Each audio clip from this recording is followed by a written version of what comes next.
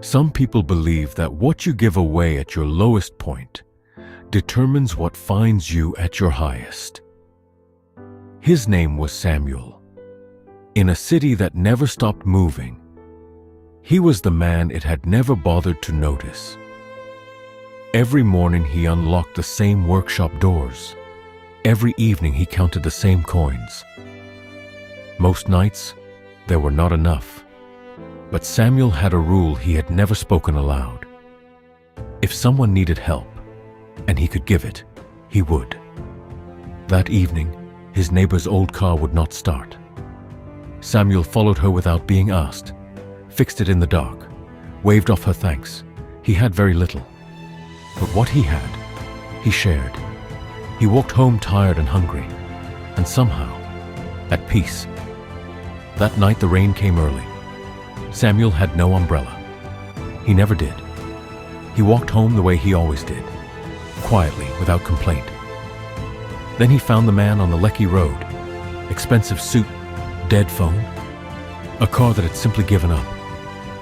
Samuel had never owned anything that man was wearing, but he knew what it looked like when someone needed help. He got to work. 30 minutes in the rain. The engine turned over. How much? The man asked. Name your price. Samuel looked at him. Nothing, he said.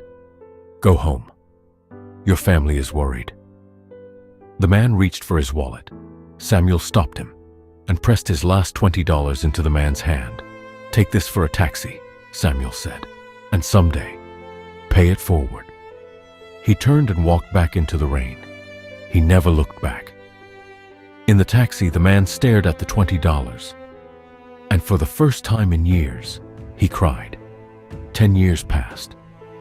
Samuel never thought about that rainy night again.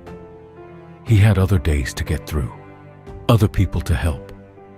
He taught the neighborhood boy everything he knew. How to listen to an engine, how to feel when something is wrong. He fixed cars for people who could not pay. He woke up before the sun. He stayed after dark. He grew a little older, a little grayer. The workshop stayed the same. The city grew taller around him. Samuel stayed the same. And then one ordinary Tuesday, a car pulled into his forecourt that did not belong there. A black SUV, tinted windows. The kind of car that does not park on streets like this. Samuel slid out from under a chassis, wiped his hands, and looked. A man in an expensive suit stepped out. He walked toward the workshop slowly, like a man who had been searching for this place for a long time. Something in Samuel's chest went very still. You probably do not remember me, the man said. But Samuel did. Rain, a broken car, a cold road, a $20 bill. They sat in the workshop with 2 cups of tea. That night, the man said quietly, I had just lost everything. My company had collapsed that morning. My investors were gone. I had nothing left. When you walked away in the rain, I sat in that taxi and I cried, because a man who had less than nothing had just given me something I could not name. I rebuilt from zero. 4 years. But I never forgot you. I have been searching for 2 years. Samuel looked at his hands, at the workshop around him, at the life he had built in this small, honest place.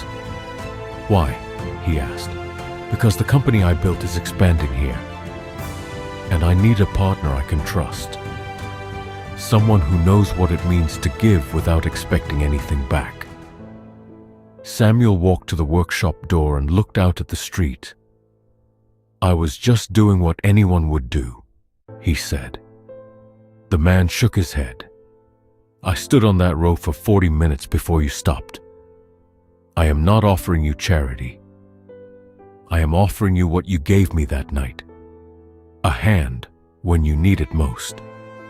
Samuel looked back at his workshop one last time, at everything it had been, everything it had made him. He reached out his hand, and the other man took it. Samuel had always believed that the right thing to do was simple.